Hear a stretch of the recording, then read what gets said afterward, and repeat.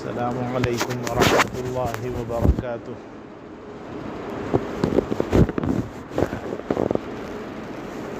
الحمد للہ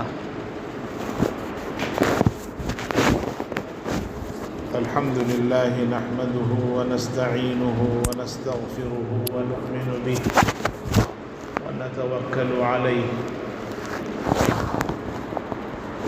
ونعوذ باللہ من شرور انفسنا ومن سیئات اعمالنا من يهده الله فلا مضل له ومن يضلل فلا هادي له ونشهد أن لا إله إلا الله وحده لا شريك له ونشهد أن سيدنا ومولانا محمدا عبده ورسوله صلى الله تبارك وتعالى عليه وعلى آله وأصحابه وبارك وسلم تسليما كثيرا كثيرا. أما بعد فأعوذ بالله من الشيطان الرجيم. بسم الله الرحمن الرحيم. ومن تاب وعمل صالحا فإنه يتوب إلى الله متابا والذين لا يشهدون الزور وإذا مروا باللغو مروا كراما والذين إذا ذكروا بآيات ربهم لم يخروا عليها صما وعميانا. صدق الله مولانا العلي العظيم. عزیزان محترم، قابل قدر اور لائق احترام بزرگوں، دوستوں اور دینی بھائیوں، گزشتہ 3 جمعوں سے سلسلہ وار سورہ فرقان کی آخری آیتوں میں رب ذوالجلال نے اپنے نیک اور خاص بندوں کی جو علامتیں بیان فرمائی ہیں اس پر گفتگو چل رہی ہے۔ اللہ تعالیٰ کی توفیق شامل حال رہی تو آج کے اس جمعہ میں وہ خصوصی جو علامتیں سورہ فرقان کی اخیر میں بیان کی گئی ہیں اس کا تذکرہ مکمل ہوگا۔ بات اصل یہ ہے کہ انسان عمل کے ارادے سے سوچے اور عمل کے ارادے سے سنے۔ معلومات میں اضافے کی غرض سے کوئی بھی چیز مفید نہیں ہوتی۔ بہت سارے لوگ دینی باتوں کو معلومات میں اضافے کے لیے سنتے ہیں اور آپ نے بھی سنا ہوگا بہت سارے لوگ دور دور جمعہ کی نماز کے لیے جاتے ہیں، اپنے گھر کے قریب میں نہیں پڑھتے، کسی دور جگہ جاتے ہیں۔ ان سے پوچھا جاتا ہے کیوں جاتے ہیں تو کہتے ہیں وہاں پر اچھی اچھی باتیں بیان کی جاتی ہیں، معلومات میں اضافہ ہوتا ہے۔ تو معلومات میں اضافہ اصل نہیں ہے، اصل ہے عمل۔ شیطان کے پاس بہت سارا علم تھا، علم اس کو نفع نہیں دیا۔ اللہ کے نبی صلی اللہ علیہ وسلم دعاؤں میں ایک دعا یہ بھی شامل فرماتے، اللہم انا نسألک علما نافعا، اے اللہ میں آپ سے ایسا علم مانگتا ہوں اور ایسے علم کا سوال کرتا ہوں اور ایسے علم کے لیے درخواست اور گزارش کرتا ہوں جو نفع پہنچائے، اور اس علم سے پناہ چاہتا ہوں جس علم سے کوئی فائدہ نہ ہو۔ اصل معلومات نہیں ہیں. ہاں صحیح معلومات ہوں تو پھر اس پر عمل کی فکر کرتے رہنا چاہیے، اور عمل کے لیے کوشش بندہ کرے. اللہ تعالیٰ توفیق دینے والے ہیں. اللہ توفیق دیے تو کریں گے. بہت سارے لوگ یہ بھی کہتے ہیں نماز نہیں پڑھتے، اللہ تعالیٰ توفیق دیے تو پڑھیں گے. کھانا بھی اللہ کی توفیق سے کھائیے. اپنے مفاد کی ہر چیز یاد رہتی ہے ہم کو. کھانا ہے، پانی ہے، طہارت ہے، ضرورت ہے، سونا ہے، شادی بیاہ ہے. ساری چیزوں میں اللہ کی توفیق کی فکر نہیں ہوتی، خود سے فکر کرتے ہیں. اور کوئی عمل کی دعوت دیتے ہیں تو کہتے ہیں اللہ تعالیٰ کی توفیق ہوئی تو ضرور کریں گے. یہ بھی غلط بات ہے. اللہ تعالیٰ کی توفیق ہر اس شخص کو ہوتی ہے جس کو خود فکر ہوتی ہے. اندر سے فکر نہ ہو تو اللہ تعالیٰ کی توفیق نہیں ہوتی. اور توفیق کیسے ہوتی ہے؟ غور سے سننے سے. الذین یستمعون القول ویتبعون احسنہ فبشر عباد الذین یستمعون القول فیتبعون احسنہ. اے نبی صلی اللہ علیہ وسلم میرے ان بندوں کو خوشخبری سنا دیجئے جو غور سے دینی باتیں سنتے ہیں. ایک ہے عربی میں لفظ سمع اور ہے استماع، دو الگ الگ لفظ ہیں. سمع کے معنی سننا، انسنی کر دینا، توجہ کی ضرورت نہیں ہوتی اس میں.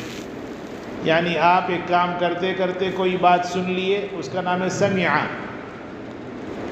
جیسے آپ سے آپ کی بیوی نے کہا، امی نے کہا، ابو نے کہا، میاں سن رہے ہیں کیا؟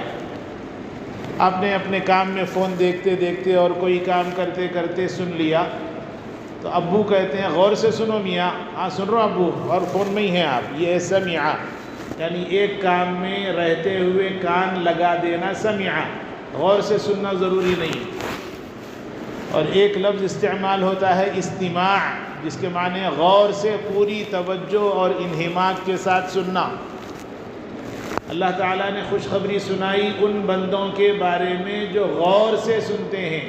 دینی باتیں بیان کے لیے کبھی کہیں گئے تو ادب سے بھی سننا. بہت سارے لوگ ٹیک لگا کے بیٹھے ہوئے، کوئی مشاعرہ نہیں ہے. یہ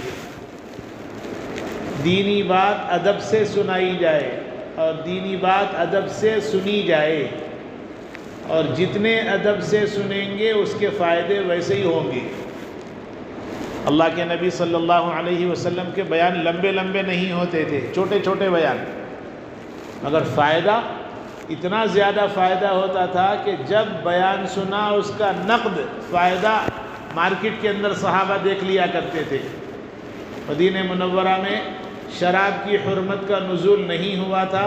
اللہ کے نبی صلی اللہ علیہ وسلم پر شراب کی حرمت کے لیے اللہ تعالیٰ نے تدریجاً آہستہ آہستہ احکامات نازل فرمائے.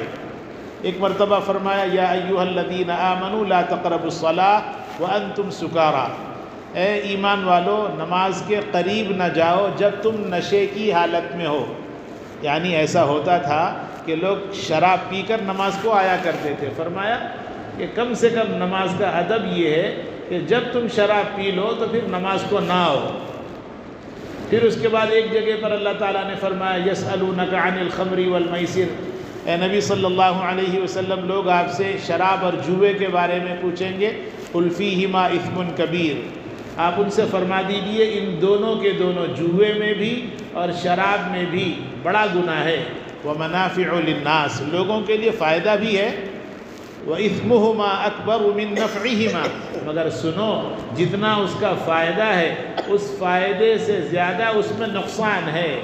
قُلِ الْعَفْوَ، بچنا چاہیے.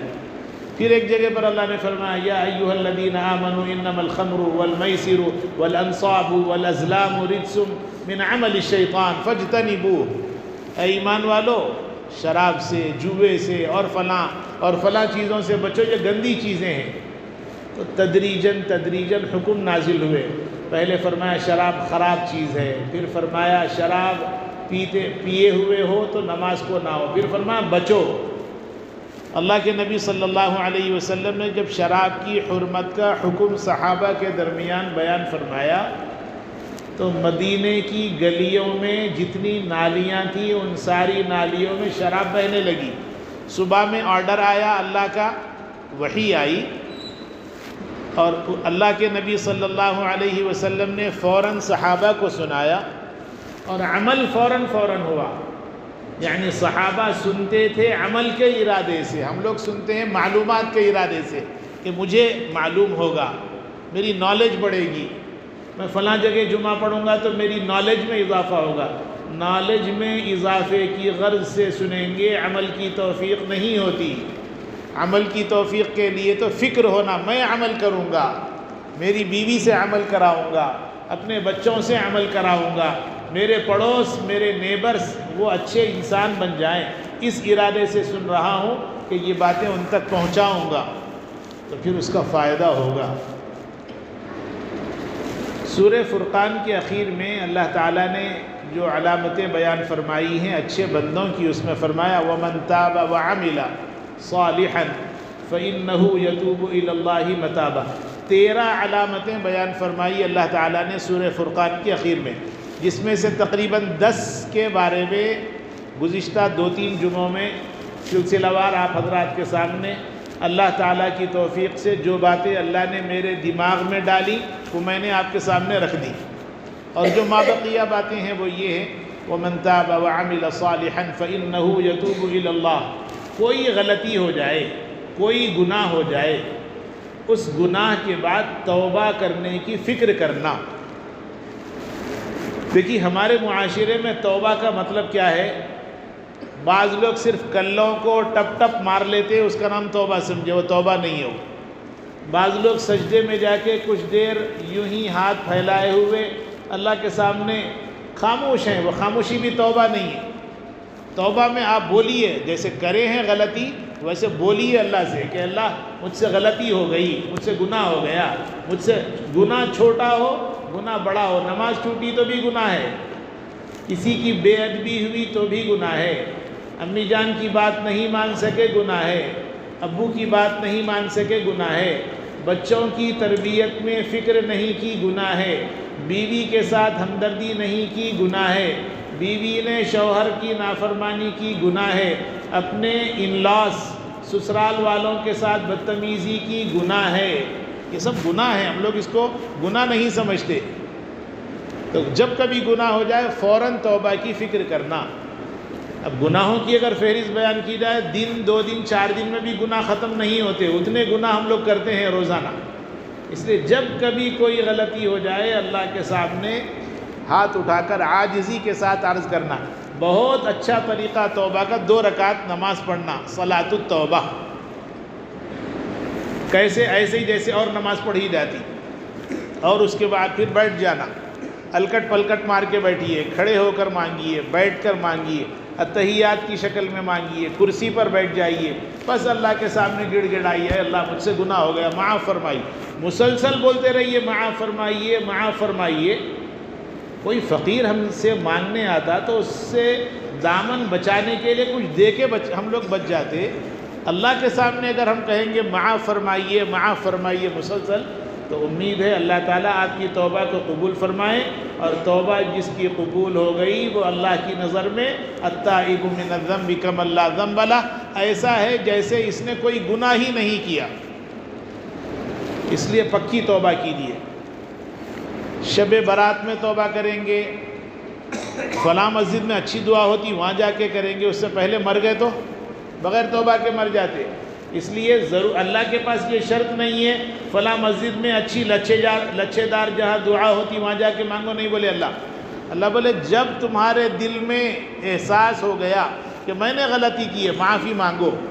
اس کے لیے مسجد جانا، کعبۃ اللہ جانا، حج کو جانا، عمرے کو جانا شرط نہیں۔ وَهُوَ مَعَكُمْ أَيْنَمَا كُنْتُمْ، تم جہاں ہو وہ تمہارے ساتھ ہے، ہر جگہ پر اللہ ہمارے ساتھ ہے۔ اپنے گھر میں بھی اگر ہم بیٹھ کر مانگے اللہ سننے والا ہے۔ لوگ کہتے ہیں عمرے کو جا کر مانگوں گا، عمرے کو جا کر مانگنا ضروری نہیں ہے، حج کو جا کر مانگنا ضروری نہیں ہے۔ اپنے مقام پر بیٹھ کر بھی اللہ کو منانا چاہیں تو اللہ مان لیتا ہے۔ کب؟ جب کہ ہم اللہ کو منائیں پکے دل کے ساتھ اور سچی توبہ کے ساتھ۔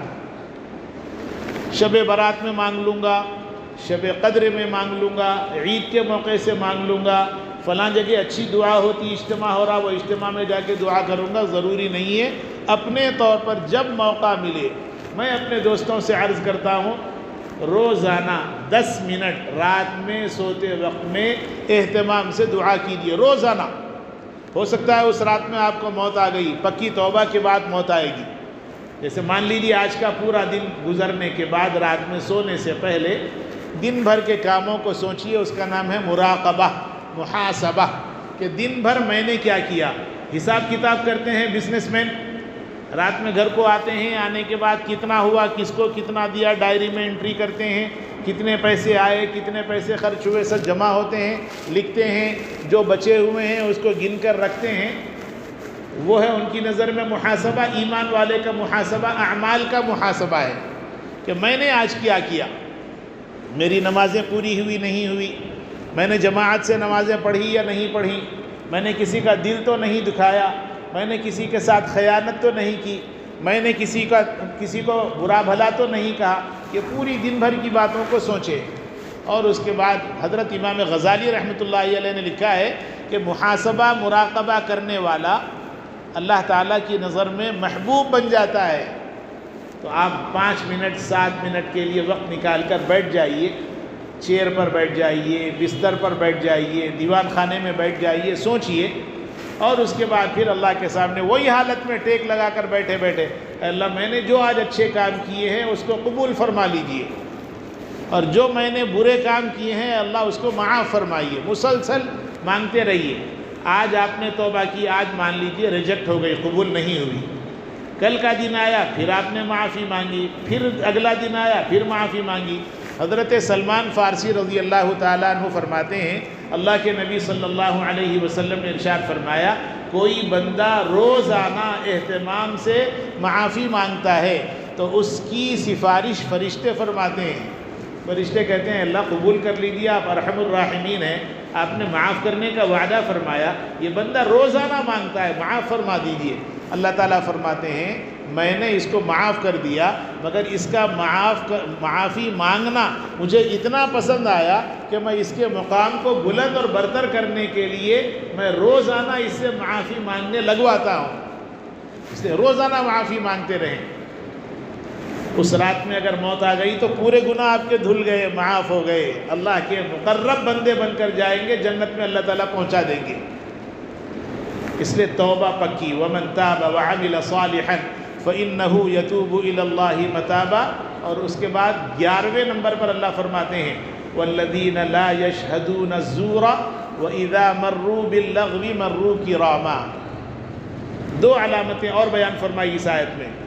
پہلی علامت وَالَّذِينَ لَا يَشْهَدُونَ الزُّورَ، نیک بندوں کی علامتوں میں ایک علامت یہ ہے کہ وہ جھوٹی گواہی نہیں دیتے۔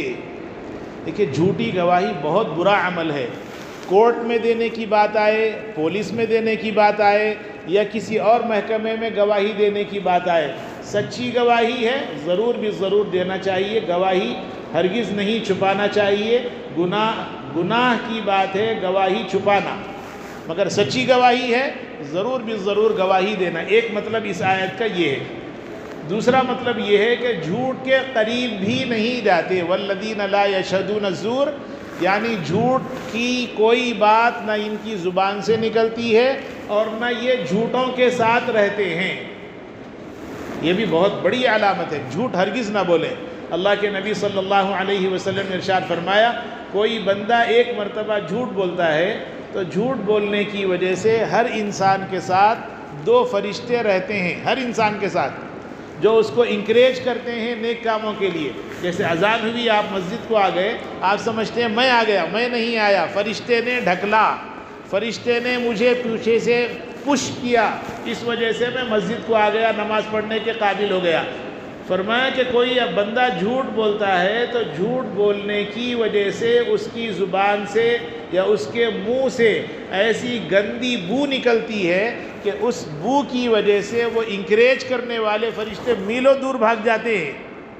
جب دور بھاگ گئے تو پھر آپ کو انکریج کون کریں گے اچھے کاموں کے لیے؟ اس لیے جھوٹ ہرگز نہ بولے. الصدق ینجی والکذب یہلک. ہمارے استاد محترم فرمایا کرتے تھے الصدق ینجی، کہ سچائی انسان کو نجات دلاتی ہے، جھوٹ انسان کو ہلاک کرتا ہے. ہمارے استاد محترم فرمایا کرتے تھے کہ ایک جھوٹ کو سچ کرنے کے لیے آپ 100 جھوٹ کا سہارا لے لیں تو بھی وہ ایک جھوٹ ہی رہے گا، سچ نہیں ہو سکتا. یہ 100 جھوٹ بھی جھوٹ ہی ہو گئے. اس لیے فرمایا کہ سچ بولنے کی عادت ڈالو. اور سچائی میں اللہ نے بہت فائدے رکھے ہیں. من صدق نجا، جس نے سچ کہا وہ نجات پا گیا. اس لیے جھوٹ نہ بولیں اور جھوٹی گواہی ہرگز نہ دیں. اور 12ویں نمبر پر اللہ تعالیٰ نے ارشاد فرمایا وَإِذَا مَرُّوا بِاللَّغْوِ مَرُّوا كِرَامًا. اللہ کے جو نیک بندے ہوتے ہیں اچھی علامت ان کی یہ ہے کہ خراب جگہوں پر جاتے ہی نہیں. جہاں پر خراب کام ہوتے ہیں، جہاں پر گندے کام ہوتے ہیں، جہاں پر لہو و لعب بے مطلب کے فضول کام ہوتے ہیں، اس جگہ جاتے ہی نہیں. جیسے کسی جگہ کرکٹ کھیلا جا رہا ہے، میدان میں جا کر بیٹھ کر دیکھنا اچھا عمل نہیں ہے. کسی جگہ فٹ بال کھیلا جا رہا ہے، بے مطلب ہے. کھیلنے والے کم سے کم ان کی ایکسرسائز ہو رہی ہے. آپ بیٹھ کر دیکھیں گے آپ کو کیا ملنے والا ہے؟ آپ بھی کھیلیے، آپ کو کچھ فائدہ ہو جائے. یوں ہی بیٹھ کر دیکھنا مطلب یہ ہے کہ آپ نے اپنے وقت کو ضائع کیا. اللہ تعالیٰ ارشاد فرماتے ہیں وَإِذَا مَرُّوا بِاللَّغْوِ مَرُّوا كِرَامًا، کہ اللہ کے جو نیک بندے ہوتے ہیں ان کی اچھی علامتوں میں ایک اچھی علامت یہ بھی ہے کہ وہ خراب جگہوں پر جاتے نہیں، اور اگر بہت مجبوری میں وہاں جانا پڑا تو جلدی جلدی وہاں سے گزر جاتے ہیں، ٹھہرتے نہیں، دیکھتے ہوئے تماشا بین نہیں بنتے. یہ بھی بہت اچھی علامت ہے. کسی جگہ ضرورت سے مان لیجئے نمائش کو جانا پڑے، ٹھیک ہے، نمائش میں جانا نہ جانا ایک الگ مسئلہ ہے، مگر جانا ضروری ہو گیا. کوئی چیز ایسی جو باہر آپ کو نہیں ملتی آسانی سے، یا مل جاتی ہے مہنگی ملتی ہے، اندر آپ کو سستی ملتی ہے، یا باہر کوالٹی والی نہیں ملتی اندر کوالٹی والی ملتی ہے، تو ایگزیبیشن کے اندر جانا، اپنا کام کر کے فوراً نکل جانا، یہ اچھے لوگوں کی علامت ہے. گھومنا پھرنا سیر تفریح یہ مقصد نہیں ہے. اس لیے کہ اللہ تعالیٰ نے یہ جو دنیا بنائی ہے گھومنے پھرنے کے لیے نہیں، اللہ کی عبادت کرنے کے لیے اور اللہ کو راضی کرنے والے اعمال کرنے کے لیے بنائی ہے. اس لیے فرمایا وَإِذَا مَرُّوا بِاللَّغْوِ مَرُّوا كِرَامًا. اور اس کے بعد اللہ تعالیٰ نے فرمایا وَالَّذِينَ لَا يَشْهَدُونَ الزُّورَ وَإِذَا مَرُّوا بِاللَّغْوِ مَرُّوا كِرَامًا وَالَّذِينَ إِذَا ذُكِّرُوا بِآيَاتِ رَبِّهِمْ لَمْ يَخِرُّوا عَلَيْهَا صُمًّا وَعُمْيَانًا. یہ 12ویں علامت ہے یہ کہ جب کبھی اللہ کا ذکر کسی جگہ کیا جاتا ہے، چاہے وہ بیان کی شکل میں ہو، یا قرآن کریم کی تفسیر ہو، یا قرآن مجید پڑھا جاتا ہو، یا اللہ کی تسبیح، اللہ کی تقدیس، اللہ کی بزرگی، اللہ کی بڑائی، یا اللہ کے نام کا ذکر لا الہ الا اللہ ہی پڑھا جاتا ہے، تو فرمایا والذین اذا ذکروا بآیات ربہم لم یخروا علیہا صما وعمیانا. تو وہاں پر وہ پہنچ کر سو نہیں جاتے اندھے اور بہرے بن کر، بلکہ وہ بھی ایکٹیو ہو کر ان کے ساتھ شامل ہو جاتے ہیں اس ذکر کے اندر. ذکر کرتے ہیں، ذکر سنتے ہیں، ذکر کرنے والوں میں شامل ہو جاتے ہیں. یہ بھی اللہ کا بہت بڑا انعام ہے کہ اللہ تعالیٰ اپنے ذکر کی توفیق اپنے بندوں کو عطا فرماتے ہیں جو اللہ کے مقرب ہوتے ہیں. بہت سارے لوگ اللہ کے ذکر کا بھی انکار کرنے والے ہیں، یوں کہتے ہیں اللہ کے ذکر سے کچھ نہیں ہوتا، حالانکہ اللہ نے خود فرمایا الا بذکر اللہ تطمئن القلوب. اے لوگوں اچھی طرح سن لو، اللہ کے ذکر کے اندر دلوں کو اطمینان ملتا ہے. اب اگر کوئی اللہ کے ذکر کو نہیں مانتا، بہت سارے لوگ ایسے ہیں نماز کو نہیں مانتے تو اب ذکر کو کیا مانیں گے. بہت سارے لوگ کہتے ہیں نماز نہیں ہے، بہت سارے لوگ کہتے ہیں کہ یہ دنیا اللہ نے یوں ہی بنائی، عبادت وغیرہ کچھ نہیں ہے. ایسے کہنے والے بھی دہریے ہیں. اب اگر ان کے سامنے ذکر کی بات آئے گی تو وہ ذکر کا بھی انکار کریں گے. اللہ فرماتے ہیں وَالَّذِينَ إِذَا ذُكِّرُوا بِآيَاتِ رَبِّهِمْ لَمْ يَخِرُّوا عَلَيْهَا صُمًّا وَعُمْيَانًا. بہرے اور اندھے بن کر وہ خاموش نہیں رہتے بلکہ اللہ کا ذکر کیا جاتا ہے تو ذکر کرنے والوں کے ساتھ شامل ہو جاتے ہیں۔ یہ بھی اللہ کے مقرب بندوں کی علامت ہے۔ جہاں کہیں بیان ہو شریک ہونا، جہاں کہیں تفسیر بیان کی جا رہی ہے ضرور شریک ہونا، جہاں کہیں درس حدیث بیان ہوتا ہو ضرور شرکت کرنا، جہاں کہیں قرآن مجید اچھا پڑھا جاتا ہے ضرور شرکت کرنا۔ کام ہے، فلاں جگہ جانا ہے، شادی ہے، مصروفیت ہے، یہ سب چھوڑ کے جانے کی ہے۔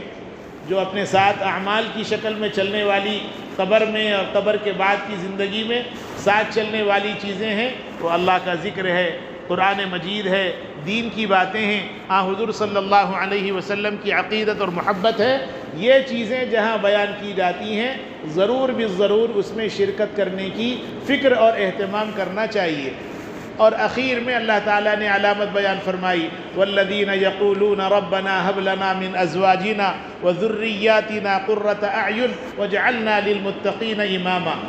پہلے اپنی فکر فرمایا کہ انسان خود ایمان والا بنے اور انسان خود فکر کرے اپنے ایمان اور اپنے اعمال کی، اور صرف اپنے ایمان اور اپنے اعمال کی فکر کر کے خاموش نہ بیٹھے بلکہ اپنے بیوی بچوں کے ایمان اور اعمال کی بھی فکر کرنا چاہیے۔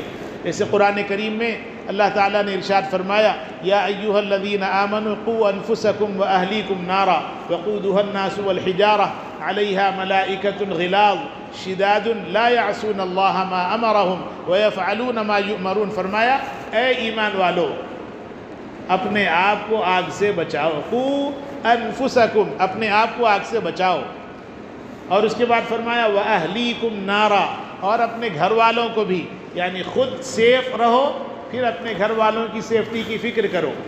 ایسا نہ ہو کہ آپ تو دلدل میں پھنستے جا رہے ہیں اور بچوں کو مسلسل ٹوکتے ہیں۔ بہت سارے لوگ ایسے ہیں خود نماز نہیں پڑھتے، بچوں سے کہتے نماز پڑھو۔ حضرت تھانوی رحمۃ اللہ علیہ نے لکھا ہے آدمی خود عمل کرتا ہے تو اللہ تعالیٰ اس کی زبان میں تاثیر ڈال دیتے ہیں، اور فرمایا کہ بندہ خود عمل نہیں کرتا دوسروں کو دعوت دیتا ہے تو اس کی زبان سے الفاظ تو نکلتے ہیں مگر الفاظ کی تاثیر اٹھا لی جاتی۔ آج بیانات مساجد میں بہت ہو رہے ہیں، اور صرف مسجد میں نہیں خانقاہوں میں اور مختلف جگہوں پر بیانات ہو رہے ہیں، مگر اللہ جانے کون عمل والا ہے کون بے عمل ہے۔ بیان کرنے والے تو بہت ہیں مگر زبان سے جو الفاظ نکلتے ہیں وہ دل تک نہیں پہنچتے۔ مطلب یہ ہے کہ الفاظ تو نکل رہے ہیں مگر الفاظ کی تاثیر ختم ہو گئی۔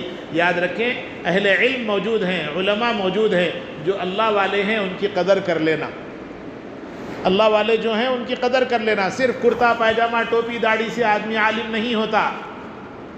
ہاں جس کی زندگی میں عمل ہے، جس کی زندگی کے اندر اللہ کا خوف ہے، جلوت میں بھی خلوت میں بھی اکیلے میں بھی اللہ سے ڈرتا اور لوگوں کے درمیان میں بھی اللہ سے ڈرتا، مشغول ہے تو بھی اللہ سے ڈرتا، خالی بیٹھا ہوا ہے تو بھی اللہ سے ڈرتا۔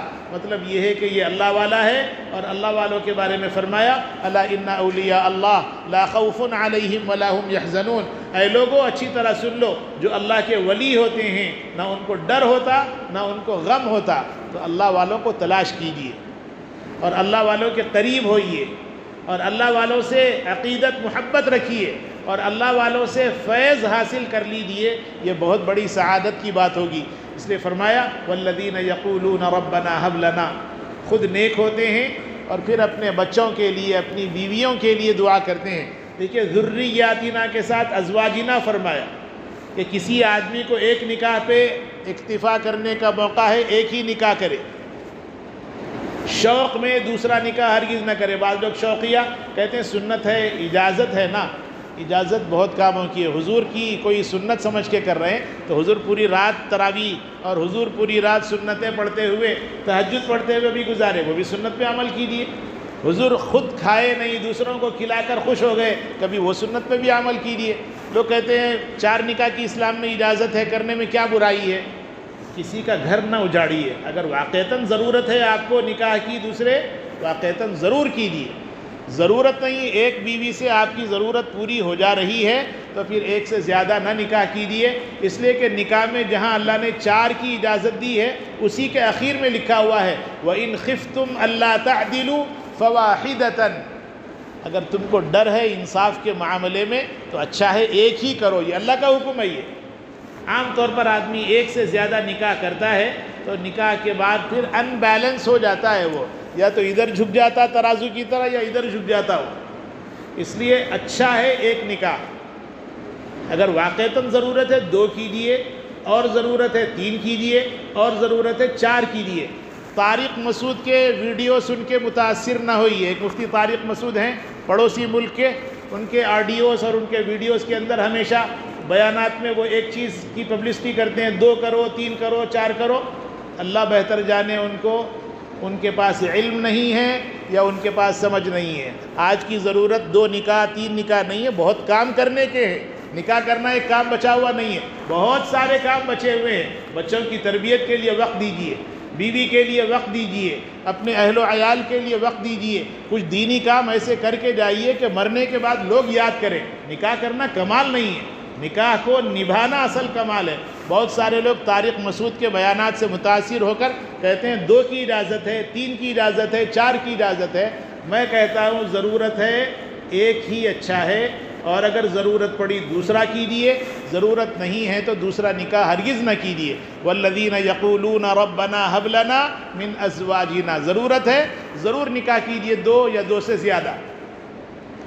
دعا کا جب کرنے کی بات آئی تو دعا کیجیے، والذین یقولون ربنا ھب لنا۔ حضرات علماء کرام نے لکھا ہے روزانہ اپنی دعا میں یہ دعا شامل کیجیے، ربنا ھب لنا من ازواجنا وذریاتنا قرۃ اعین۔ اے ہمارے پروردگار، آپ اپنی طرف سے ہم کو عطا فرمائیے ہماری اولاد اور ہماری بیویوں کی طرف سے آنکھوں کی ٹھنڈک، یعنی وہ ایسے کام کرے کہ ہم کو سکون معلوم ہو۔ بہت سارے لوگ بیوی سے پریشان، بہت سارے لوگ بچوں سے پریشان، بچوں کی تربیت کے وقت میں وقت نہیں دیتے۔ اب اس کے بعد جب بچہ نافرمانی پر آ گیا، آپ کے کنٹرول سے باہر ہو گیا، تو اب پریشان ہے مولانا صاحب کیا کرنا چاہیے؟ کیا کریں گے؟ آپ نے اپنے بچے کے لیے وقت نہیں دیا، تربیت کے جو اصول اور ضوابط اللہ کے نبی صلی اللہ علیہ وسلم نے بیان فرمائے اس پر فکر نہیں کی، یہاں تک کہ آپ نے آزاد چھوڑ دیا، اور بچہ اب آزاد ہو گیا یا بچی آپ کی آزاد ہو گئی، اب اس کے بارے میں فکر کرتے ہیں۔ وقت نکل گیا، بندوق کی گولی کے مانند ہے وقت۔ جیسے بندوق سے گولی نکل گئی تو واپس نہیں آ سکتی، وقت نکل گیا واپس نہیں آ سکتا۔ الوقت اثمن من الذهب، گولڈ سونا اس کی کچھ قیمت لگائی جا سکتی ہے کہ سونا پہلے 20,000 تھا، پھر 30,000 ہوا، پھر 40 ہوا، اب 52,000 روپیے ہے، کل 60 ہوگا، 1 لاکھ ہوگا۔ قیمت متعین ہے، لمیٹڈ ہے اس کی قیمت۔ اور وقت کے بارے میں فرمایا الوقت اثمن من الذهب، کہ وقت اس کی کوئی قیمت متعین نہیں ہے۔ سونے سے، چاندی سے، ہیرے جواہرات، موتی اور کوئی چیز ہے، اس سے بھی زیادہ اگر کوئی قیمتی چیز ہے اس کا نام ہے وقت۔ آج ہم لوگ وقت کو ضائع کرتے ہیں فونوں کی وجہ سے، فون میں مصروف ہے، وقت ہمارا ضائع ہو رہا، نماز کا وقت گیا اور اچھے اچھے کاموں کا وقت گیا، ہم لوگ بس فون کے اندر مصروف ہیں۔ اور بعض لوگ دلیل کے طور پر کہتے ہیں ہم بیان سن رہے ہیں اس کے اندر یوٹیوب سے، بیان سننے کے لیے یہ فون نہیں ہے، فون تو آپ کی ضرورت کے لیے آیا ہی۔ جس وقت میں فون نکالا گیا 20 22 سال 25 سال پہلے، وہ تو صرف بات کرنے کے لیے تھا، مگر یہودی لابی نے یہ دیکھا کہ لوگ فون کے اندر اتنے دیوانے ہو جاتے ہیں کہ اپنے کام کو بھی چھوڑ دیتے ہیں۔ کتنے رشتے بیویوں کے ختم ہو جاتے ہیں فونوں کی وجہ سے، کتنے رشتے ختم ہو جاتے ہیں بچوں کے باپ کے، کتنے رشتے ختم ہو جاتے ہیں ماں باپ کے، کتنے رشتے ختم ہو جاتے ہیں اولاد اور ماں باپ کے، یہ فون کی وجہ سے۔ تو فون اصل آیا تھا بات کرنے کے لیے کہ کوئی دور ہے وہاں سے آپ کو اطلاع دے، کوئی کسی اور جگہ ہے وہاں سے آپ کو اطلاع دے، اس مقصد کے لیے اتارا گیا اصل فون۔ مگر جب دیکھا ان لوگوں نے کہ فون کے اندر آدمی مصروف ہے تو اس کے بعد اس کے اندر چیزیں نکالی، پہلے اس کے اندر واٹس ایپ نکالا، سوشل میڈیا شروع کیا، فیس بک شروع کیا، ٹویٹر شروع کیا، اتنی چیزوں کے اندر آپ کو مصروف کر دیا کہ اب آپ غافل ہو گئے۔ 17ویں پارے کی پہلی آیت، میں کہتا ہوں سورہ انبیاء کی جو پہلی آیت ہے 17ویں پارے کی، وہ یقیناً ریلیٹڈ ہے فونوں سے متعلق۔ اقترب للناس حسابهم وهم فی غفلۃ معرضون، اللہ فرماتے ہیں اقترب للناس، لوگوں کے لیے ان کے حساب کا وقت بالکل قریب آ گیا۔ ایک ہے قربا، قریب آنا، ہو سکتا ہے قریب آنے میں سال 2 سال 3 سال 5 سال باقی ہوں، اس کے لیے قربا ہے. اور اقتربا بالکل قریب آ گیا، اس کے لیے استعمال ہوتا ہے اقتربا. اللہ تعالیٰ نے اقتربا فرمایا، اقترب للناس حسابہم، کہ لوگوں کے حساب کا وقت بالکل قریب آ گیا. وہم فی غفلۃ معرضون، اور لوگوں کی کیفیت یہ ہے سب کے سب غفلت میں پڑے ہوئے ہیں. ما یأتیہم من ذکر من ربہم محدث الا استمعوہ وہم یلعبون. کیا پیاری آیت ہے، آپ ایک مرتبہ جا کر پڑھیے پوری آیت، ڈیپ میں جائیے، گوگل سرچ کیجئے، ملے گا اس کے اندر. ما یأتیہم من ذکر من ربہم، کہ ان کے پروردگار کی طرف سے کوئی حکم آتا ہے، الا استمعوہ، سن لیتے ہیں، وہم یلعبون، مگر کھیل میں مشغول رہتے ہیں. جمعہ کے دن میں نے دیکھا ہے، انڈیا میں بھی دیکھا، دوسری کنٹریز کے اندر بھی دیکھا، فون چل رہے ہیں ان کے، خطبے کے دوران، بیان کے دوران چل رہے ہیں، نماز نہیں ہوتی. 2 خطبے ایکول 2 رکعت ہیں جمعے کے دن. دیکھیے ہفتے بھر میں سیٹرڈے سے تھرسڈے تک ڈیلی دوپہر میں جو نماز ہوتی ہے 4 رکعت ہوتی ہے. وہ جمعے کے دن اللہ تعالیٰ نے 2 رکعت کیوں کی؟ تاکہ 2 رکعت کے بدلے میں 2 خطبے ڈال دیے جائیں، اور وہ 2 خطبے ایکول 2 رکعتوں کے ہو جائیں. جیسے نماز کے اندر فون کی اجازت نہیں، خطبے میں بھی فون کی اجازت نہیں. جیسے نماز کے دوران بات کرنے کی اجازت نہیں، خطبے کے دوران بھی بات کرنے کی اجازت نہیں. مگر ہم لوگ ہیں کھیل میں مصروف مشغول ہیں. ما یأتیہم من ذکر من ربہم محدث الا استمعوہ وہم یلعبون لاہیۃ قلوبہم، ان کے دل غافل ہیں. کس سے؟ اللہ تعالیٰ کی طرف سے غافل ہے، اللہ کی طرف توجہ ہی نہیں ہے. لاہیۃ قلوبہم واسروا النجوى الذین ظلموا هل هذا الا بشر مثلکم. یہ پورا ایک لمبا مضمون ہے. تو یاد رکھیے فون کو ضرورت کے تحت استعمال کیجیے، شوقیہ استعمال نہ کیجیے. فون کمپٹیشن کے لیے نہیں ہے. آج اینڈرائیڈ لے لیا، کل ایپل لے لیں گے اور لیں گے، اس میں نمبروں پہ نمبر آ رہے ہیں. فون کی ضرورت آپ کی 500 روپئے کے فون سے بھی بات ہی ہو سکتی، 1 لاکھ کے فون سے بھی بات ہی ہونے والی ہے. آپ 1 لاکھ کے فون سے کسی کو فون ملائیے تو بھی فون ملے گا، 500 ہزار کے فون سے بھی فون ملائیے فون ملے گا. مگر لوگوں نے دیکھا کہ فون میں اتنے مصروف اور اتنے مشغول ہو گئے لوگ کہ اب اس کے اندر چیزوں پہ چیزیں بڑھتی جا رہی ہیں، اور ہم ہیں کہ فون کے اوپر فون، غفلت کے اندر ہم لوگ خریدتے جاتے ہیں. یہ خریدا، وہ خریدا، وہ خریدا، دل نہیں بھرتا، موت آ جاتی ہے. اس لیے دوستو موت کی فکر کریں. اور اس کے بعد فرمایا والذین یقولون ربنا هب لنا من ازواجنا وذریاتنا قرۃ اعین وجعلنا للمتقین اماما. اور یہ بھی دعا کیجیے اے اللہ ہم کو متقی پرہیزگار لوگوں کا امام بنائیے. سوال یہ ہے امام بنانے کی دعا کیوں کروائی گئی؟ جواب یہ ہے کہ امام بنانے کا مطلب یہ ہے کہ آپ کی پوری فیملی نیک ہو جائے. اور آپ چونکہ باپ ہیں جیسے گھر کے، تو گھر کے ذمہ دار باپ ہوتا ہے، اس لیے پوری فیملی انڈائریکٹلی آپ کی اقتداء میں آ جائے گی. اس لیے فرمایا وجعلنا للمتقین اماما. یہ دعا کرو اللہ سے کہ اے اللہ ہماری پوری فیملی کو نیک بنا دیجیے. یہ بھی دعاؤں کا اہتمام کریں. اچھا یہ سب کرے تو ملے گا کیا؟ اس کے بارے میں اللہ تعالیٰ نے ارشاد فرمایا والذین یقولون ربنا هب لنا من ازواجنا وذریاتنا قرۃ اعین وجعلنا للمتقین اماما اولئک یجزون الغرفۃ بما صبروا. دنیا میں آپ نے صبر کیا، اس کے بدلے میں اللہ تعالیٰ کے پاس بہترین قسم کے پورٹیکو، آج کل مکانات بنتے ہیں، مکان بننے کے بعد سامنے والا جو دیوان نیچے پارکنگ ہے اس سے اوپر والا حصہ تھوڑا باہر کی طرف نکال دیں گے، جس میں شام کے وقت میں چائے پئیں گے، بیٹھیں گے، ٹھیٹھی ٹھاٹا کریں گے، اس کو کہتے ہیں پورٹیکو. اللہ تعالیٰ فرماتے ہیں الغرفہ، وہی ہے پورٹیکو یا گزیبو، جس کے اوپر لوگ شوقیہ بیٹھتے ہیں، انجوائے کرتے ہیں. وہ سب دیں گی اللہ تعالیٰ اس وقت میں جب کہ دنیا میں اللہ کی مان کر چلیں گے. اولئک یجزون الغرفۃ بما صبروا ویلقون فیہا تحیۃ وسلاما. جنت میں جب پہنچا دیے جائیں گے، استقبال کے لیے فرشتے کھڑے ہوں گے اور کہیں گے ویلکم، تشریف لائیے، آپ کا آنا مبارک ہو، آئیے، اہلاً وسہلاً مرحبا بکم، آپ آئیے. کتنے دن کے لیے؟ خالدین فیہا. اس میں ہمیشہ ہمیشہ رہنا ہے، دن 2 دن کی بات نہیں ہے، ہمیشہ ہمیشہ کے لیے آپ کو یہاں رہنا ہے. یہ پوری جنت آپ کی ہوگی. حسنت مستقرا و مقاما. یہ اچھا ٹھکانہ ہے کب؟ جب کہ ہم اللہ کی مان کر چلیں گے. یہ گزشتہ 3 جمعوں سے سلسلہ وار، اور آج یہ 4تھا جمعہ، یہ 4 جمعوں سے سلسلہ وار اس عنوان پر بیان کیا گیا غور کر کے دیکھیے یہ علامتیں ہمارے اندر ہیں یا نہیں، اگر ہیں اللہ کا شکر مانیے، اگر علامتیں نہیں ہیں تو اس کو اپنے اندر لانے کی فکر کیجیے۔ یہ جو بیانات کیے جاتے ہیں یوٹیوب کے اوپر بھی یہ موجود ہیں۔ یوٹیوب کو جیسے میں کہتا ہوں یوٹیوب کو ضرورت کے تحت اگر آپ استعمال کریں تو فائدہ ہوگا، یوں ہی سرچ کرنے میں اپنی عمر ضائع کریں گے، وقت چلا جائے گا، وقت واپس دوبارہ نہیں آئے گا۔ بیان کو سنیں، اور علماء اچھے علماء کے بیانات ہیں اس کو سنیں، عمل کریں، اس لیے کہ عمل اصل چیز ہے، علم اصل نہیں ہے۔ معلومات جتنی ہیں اس پر عمل کرنے کے لیے اپنے آپ کو فکر کرنے کی ضرورت ہے۔ حق تعالی جل شانہ سے دعا ہے اللہ اپنے فضل سے ہم سب کو اچھے کاموں میں استعمال فرمائے، برے کاموں سے ہم سب کی پوری امت مسلمہ کی حفاظت فرمائے۔ جو کچھ کہا اور سنا گیا ہے اپنے کرم سے قبول اور منظور فرمائے، عمل صالح کی توفیق نصیب فرمائے۔ وآخر دعوانا ان الحمد للہ رب العالمین۔